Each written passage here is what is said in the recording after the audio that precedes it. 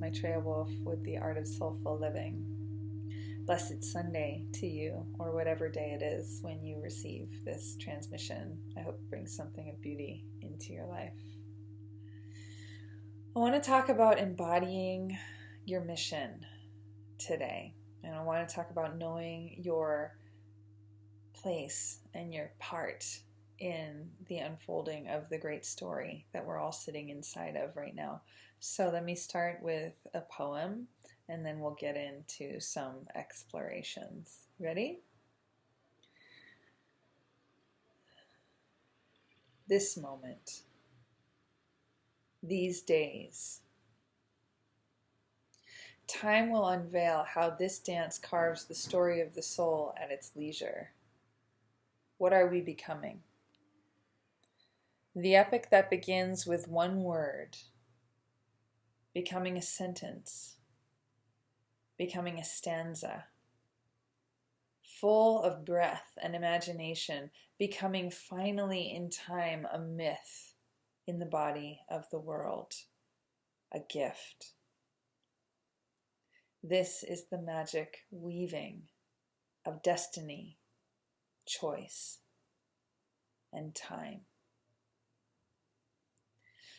When tears and the creases of joy have sculpted the verses in the poem of a being into a legacy of beauty that will bathe all that come along in time's steady unfolding, then and only then will the full glory of the offering be apparent, a vast sea in which to immerse in the poetry of being.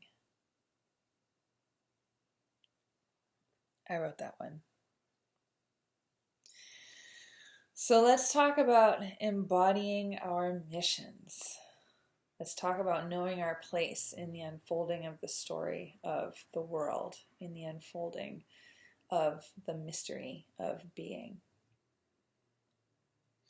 This is a moment of magnitude. This is a moment of incredible potency and opportunity.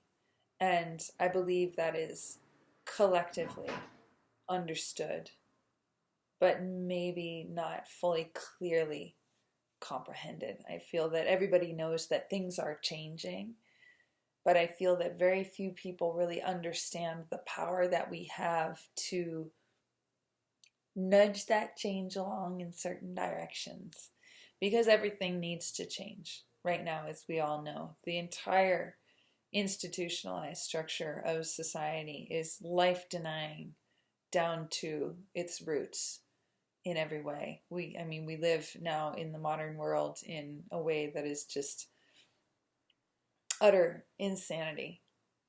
Just utter insanity.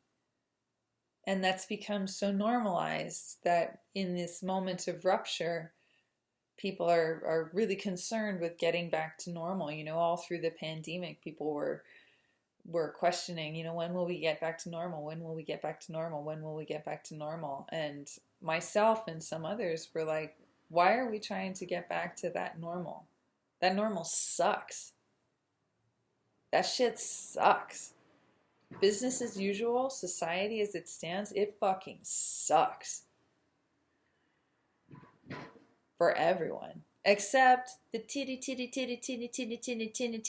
top of the tippity top of the top of the top of the top, who just get to suck the life out of everything underneath them, because this is a hierarchical system.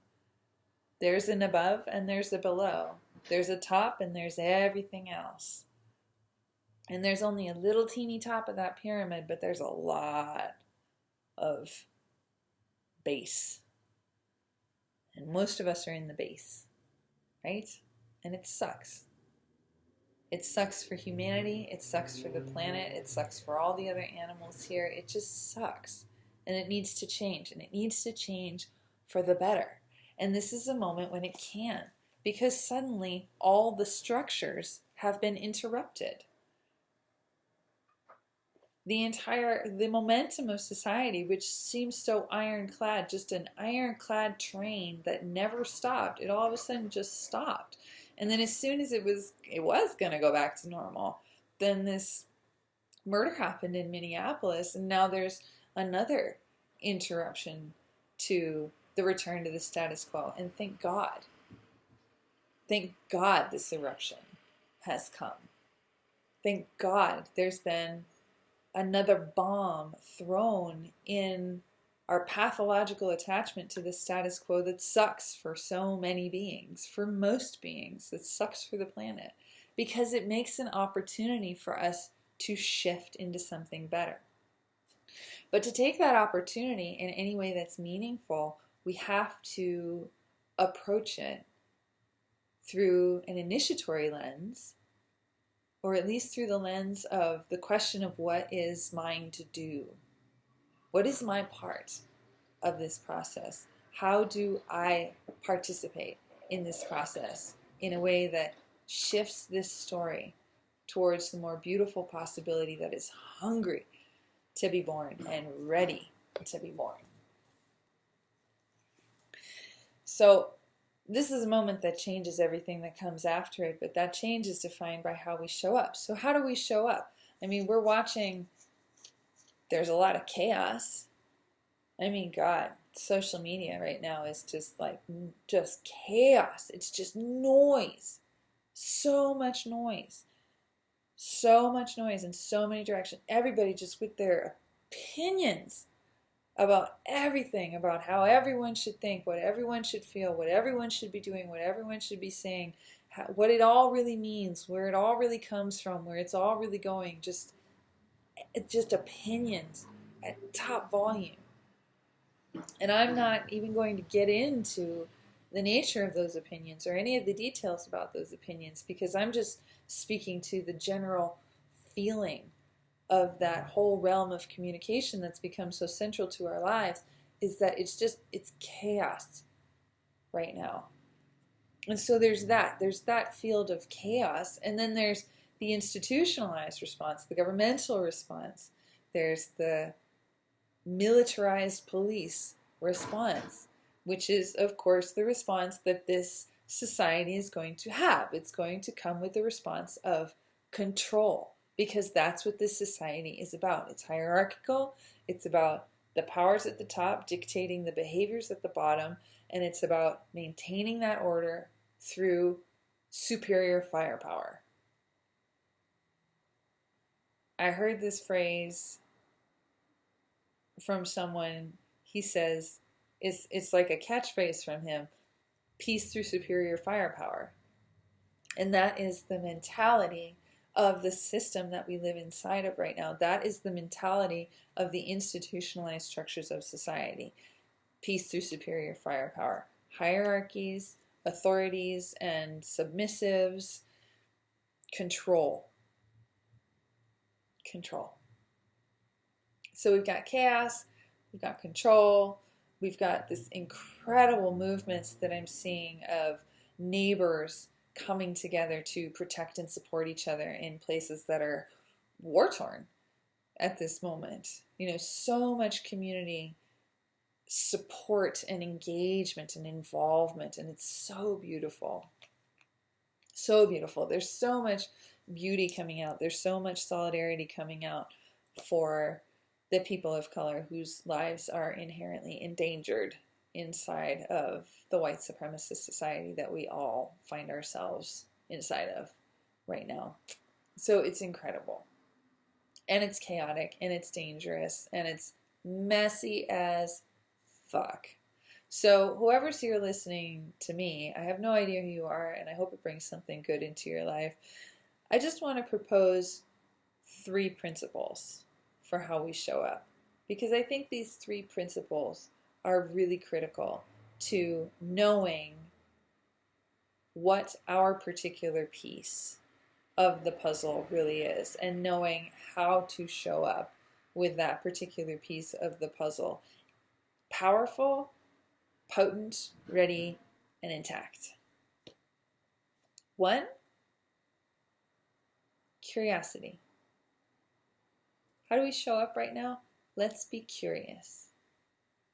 There's so much anger and tension going around, and I know myself as a white person, engaging in the conversation about dismantling colonialism, dismantling white supremacy, taking responsibility for white privilege, all these things, these conversations can be really, really difficult to participate in because I have encountered not many, but some people of color who are just so angry and so abusive with their words and so abusive with their approach that even understanding trauma and being someone who does a lot of healing work with people, I reached my limit, just my limit where I'm like, I'm not willing to be spoken to this way. And I support that limit, and I also support just leaning in a little farther than is comfortable with so much curiosity.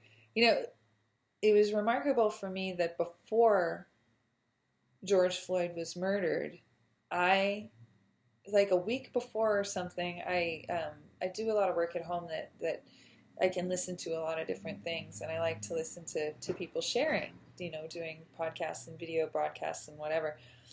And I was listening to Russell Brand one day, and just in the middle of it, I clicked it off, and I was like, I don't want to hear what white men have to say anymore. I want to hear what women have to say. I want to hear what women of color have to say. And Maya Angelou came into my mind, and I just started watching everything I could find of her work, her incredible spoken word work, her incredible interviews. She's passed away now, rest her soul, but she left an incredible legacy. And I started really diving into that legacy to really just hear something different, to see something different, to really make the effort to get outside of the echo chamber of what white men have to say. Because, there are plenty of white men in my life, don't get me wrong, and I love you all. And society is defined by white men. Culture, modern Western culture is defined by white men. And it's so crushingly, boringly, suffocatingly limited. I just wanted to hear something else. And I went from there to Lila June. She's an incredible Native American poet and musician, and now she's in office in New Mexico, and she's brilliant. And she speaks as a Native American woman who's just been through some shit. And to sit in the presence of her grace, of her refinement, of her sophistication, same as Maya Angelou, I'm able to rest into a broadened perspective that just immeasurably nourishes me and changes fundamentally my conceptual understanding, but also my embodied understanding of life in the world. So however it goes, however you can bring curiosity into this entire moment, into not only these conversations that are happening, but also the biggest picture possible of the moment. Really, what is the nature of this moment? What's really happening here? Take it all in. Be curious about it. Really be curious about it, and let it start to create a field of understanding for you that's broader than the one that you sit in by default. And while you're doing that, the second thing I want to say is humility. Really just humility. And by humility, some people mean humility is like, I will make myself submissive to some other thing that I will put above me.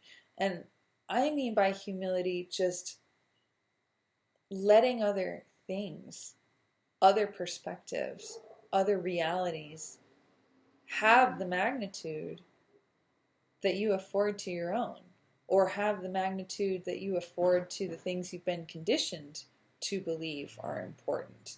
Just humility and curiosity are really lock and key. They're so incredible together. Like, you have to be humble to be curious, because if your perspective is fixed, if you think you already understand, if you think you know where someone's coming from, or you know what they're about, or you know what their experience is, or you know what the big picture of the moment is, then you can't see anything new. But if you can actually get humble and say, oh, I don't know the whole story. I don't know all the answers. I don't know all the angles. I don't know here. And everything is as valid as I am. Everything that I am discounting is as valid as the things that I am conditioned to value. Curiosity, humility. And the third thing is clarity. Clarity of what, you say? Clarity of intent. I, for one, do a lot of meditative work. I do a lot of magical work. I work a lot in the unseen realms through meditation, through visualization, through trance, through prayer. And I'm in an office on a street where a lot of trucks are driving by right now.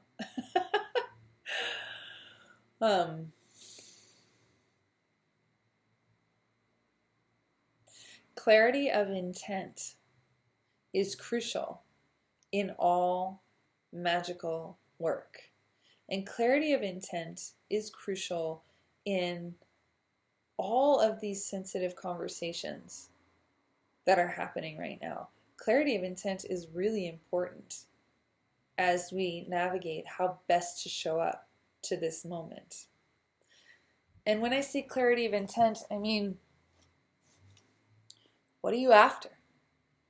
What's important to you? What are you moving towards? What do you care about right now? If you're engaging in a protest, if you're engaging in dialogue amongst people of different races, what is your intent for participating? If you're sitting out of the whole thing and trying not to get involved, what is your intent there? Because either way, whether you're leaning in or leaning back or abstaining or engaging on whatever level, in some way you're a part of the unfolding of the moment. So clarify your intention. What do you care about? What are you going towards? What is your participation, whatever it is, what is it about? Curiosity, humility, and clarity.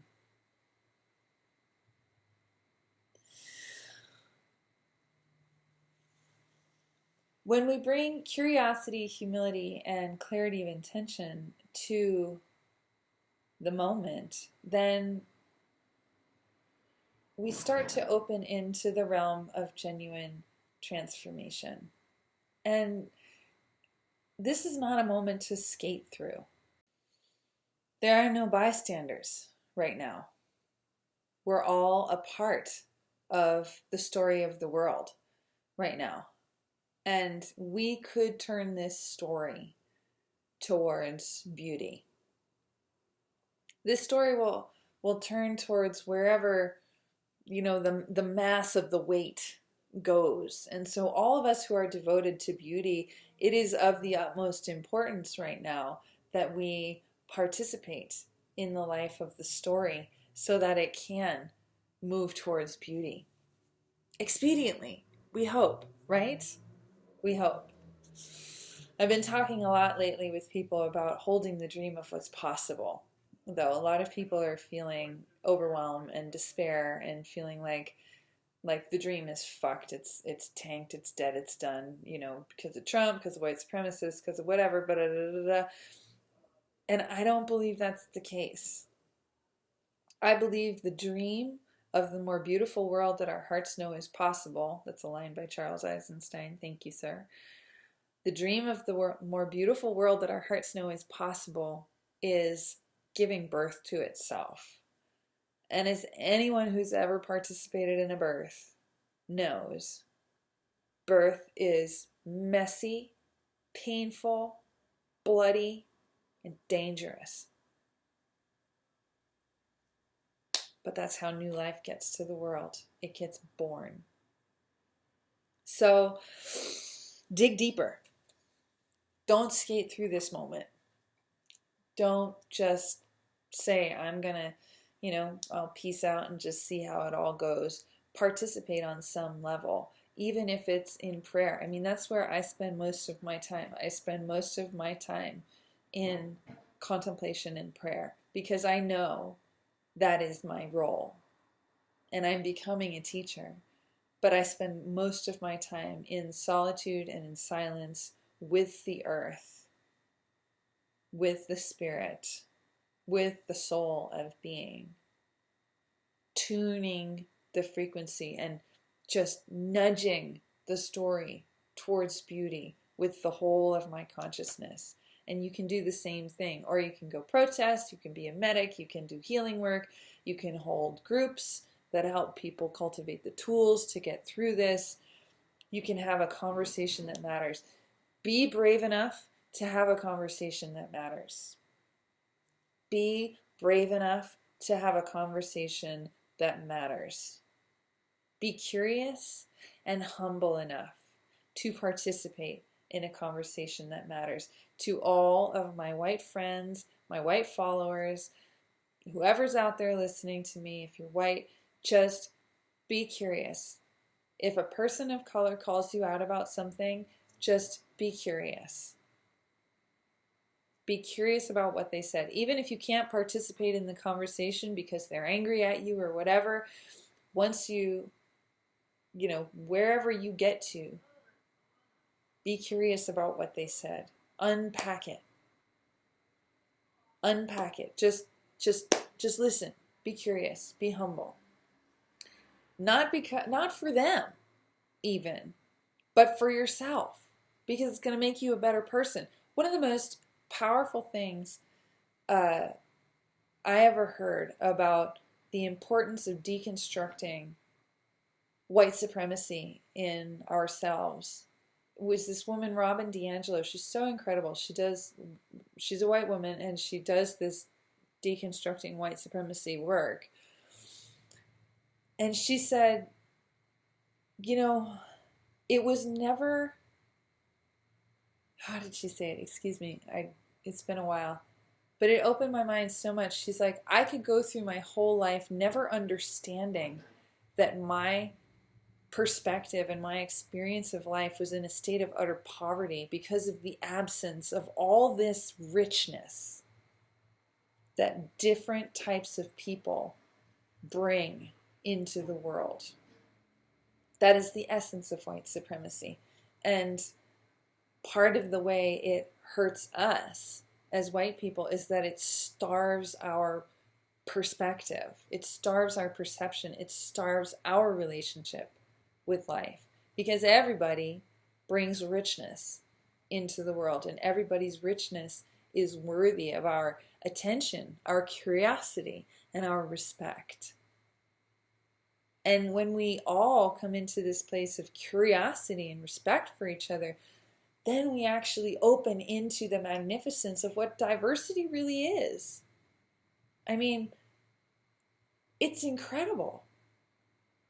It's incredible to live in the company of many different types of people and the ways that they see the world, the ways they relate to life, the ways that life force moves through the vessels that we each are. The deities we worship, the ways we pray, the ways we speak. There's so much richness in the world, and it's so easy to be insulated from that and to never realize that there's something missing. But there's something missing. So lean in. Lean into the conversation. Lean in to the invitation to open perspective. Lean in to the moment. And be curious. Be humble. Have clarity of intent. And also, whatever is yours to do, whatever is your part to play in the unfolding of this moment, pour your whole heart into it. Because this is a moment when it could change for the better. it could change for the better. Because we're not going to make it. We are not going to survive if it all doesn't change. And I have no idea how that change is going to happen, because the entire institutionalized structure of society is diseased down to the roots. So I have no idea how we can keep society intact on any level and actually make these changes. But I know this change is ripe to be made. It needs to be made for the sake of the planet and for the sake of all of us, for the sake of all life here. Everything needs to change, and this is a moment when it could. If we all show up and embody our power to participate in the unfolding of the moment, and embody our power to participate in the curation of a new collective mythology that is life-affirming for all people, for all beings, for the planet as a whole.